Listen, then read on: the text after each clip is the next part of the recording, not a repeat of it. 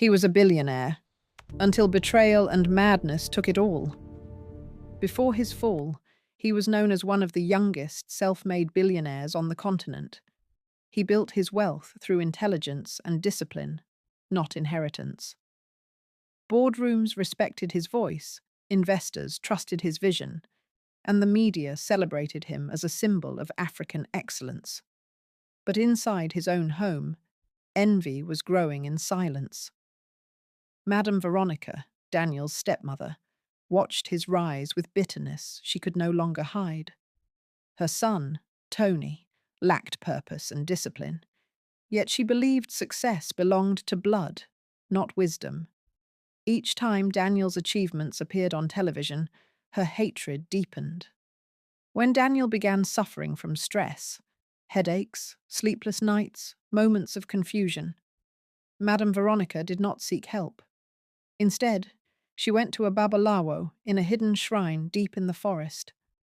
There, she asked for Daniel's mind to be broken. The babalawo warned her. "His madness can be caused," he said, "but it can also be healed. If he ever loves, or is truly loved, he will be cured."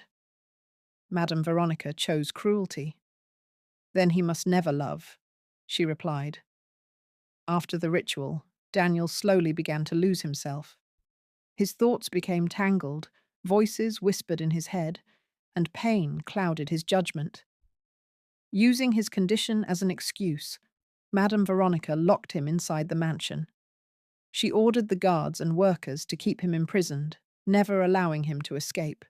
For weeks, isolation fed the madness.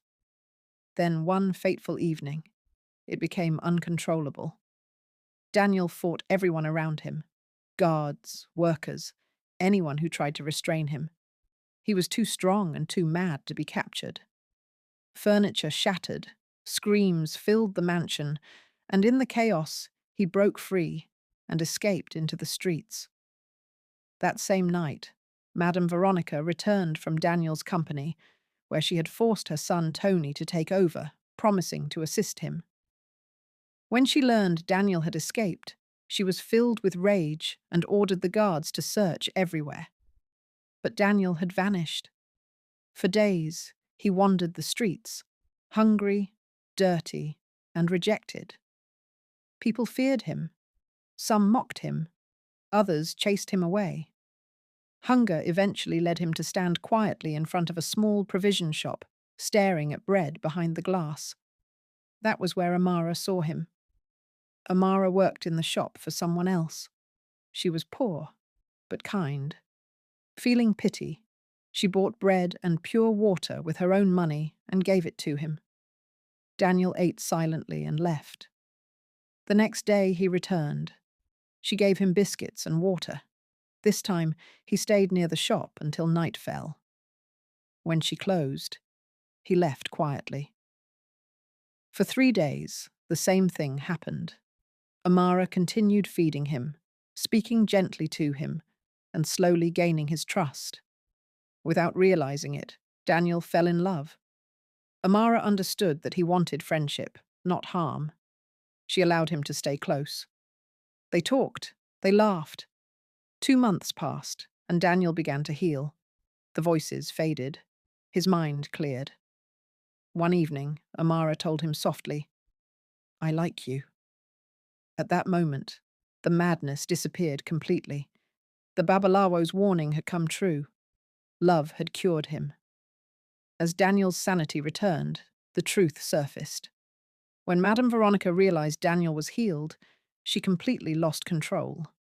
Overwhelmed by guilt and fear, she went mad herself and confessed everything. How she went to the babalawo, how she ordered Daniel's imprisonment, and how she tried to destroy his life. She was taken to a psychiatric ward. Her son, Tony, was arrested for crimes connected to the company and ritual dealings. Her daughter, Sandra, who had been repeatedly used in rituals, did not survive. Greed had finally consumed the family she tried to protect. When Daniel finally told Amara who he truly was, she was shocked. "Are you Daniel Okorie?" she asked. "The one on television?" Yes, he replied quietly. He knelt before her and begged her to marry him. Amara, still trembling from the truth, said yes, choosing the man she loved, not the wealth he owned. Daniel regained his mansion. He reclaimed his company. And this time, he ruled not just with wisdom, but with peace. Today, Daniel Okorie is married to Amara, the woman who fed a mad stranger and unknowingly healed a broken billionaire. Moral: jealousy can destroy families, but love will always defeat darkness. Thank you for reading. If this story touched your heart, please share it so its message can reach others. This is Twilight Tales with Joy, and please don't forget to subscribe.